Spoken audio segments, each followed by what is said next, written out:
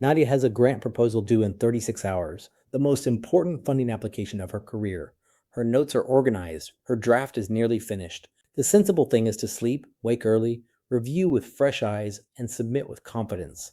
She knows this. She tells herself she'll do exactly this. Then she turns off the light at 11, and the moment her mind is no longer busy with actual work, it fills with everything she hasn't done. The methodology section, the budget, an ambiguous comment her advisor made last week. Her heart rate ticks up. Her muscles won't quite let go. By 2A.M, she's still awake. By 3, she's running worst case scenarios that in daylight she'd know were impossible. If you've ever lived a version of Nadia's night, exhausted but wide awake, with a brain that won't stop scanning for threats, this one is for you. Because what's happening isn't random and it isn't a character flaw. It's a specific, well-documented loop. And once you can see the loop, you can start to step out of it. I'm Rodgir Cohen, and I wrote a book called Sleep: The Psychology of Rest. Let me show you the trap, why it's so sticky, and what actually loosens its grip. Start with the biology. Stress activates a system built to keep you alive in danger. Cortisol rises, your heart rate climbs, your muscles tense, your attention narrows to scan for threats. That system is brilliant if there's a predator. It is catastrophic if what you actually need to do is fall asleep, because every single one of those responses is the opposite of what sleep requires. Sleep needs your guard down. Stress refuses to lower it. Now here's why it becomes a trap rather than just a bad night.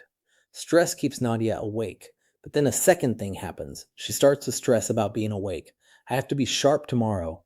Every minute I'm not sleeping is a minute I'm ruining the thing I've worked months for, and that thought is itself a stressor.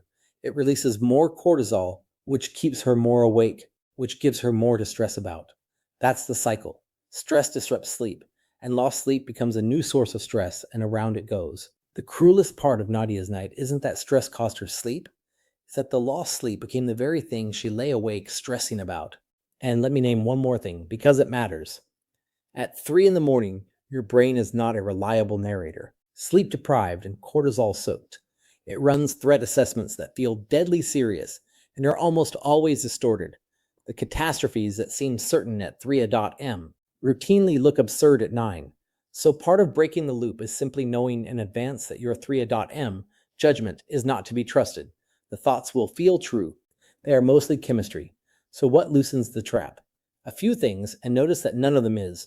Try harder to sleep. First, get out of bed. If you've been lying there awake and spinning for more than 15 or 20 minutes, staying there only teaches your brain that bed is where you fight with your thoughts. Get up, go somewhere dim, do something boring, and come back when you're actually drowsy. Second, take the pressure off the night itself.